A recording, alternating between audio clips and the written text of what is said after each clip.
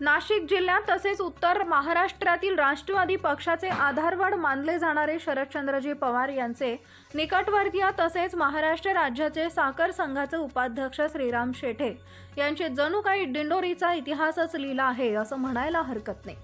गेल्या अनेक वर्षापासून पक्षाला उभारी देत दिंडोरी पेठ मतदारसंघ हा राष्ट्रवादीचा बालेकिल्ला ठेवलाय।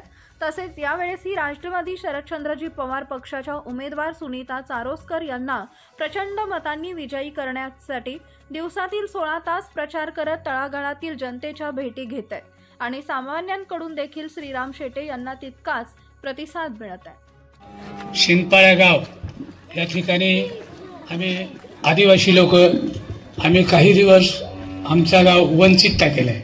आमच्या गावाला कुठले कामा नसल्यामुळं काही गोष्टींना आम्ही जेव्हा आपले बगरे साहेब तिथून आम्ही एवढा गाव आमचं जे 4 गाव आहे ते आमचा इथं पोलिंग आहे, आमचा रेवणी गाव आहे आणि हा पोलिंग आम्ही ज्या वेळेला बगरे साहेबाला मतदान द्यायची वेळ आम्ही सर्वांना एका गठीनं पोलिंग आमचा चालवला।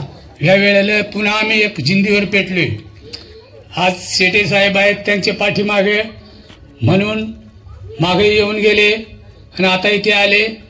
आम्ही कधी कमी पडणार नाही, आम्ही एक ऋषीवर पेटलोय। आता या वेळेला आमच्या चारोस्कर ताईला आम्ही 100% मतदान देणार।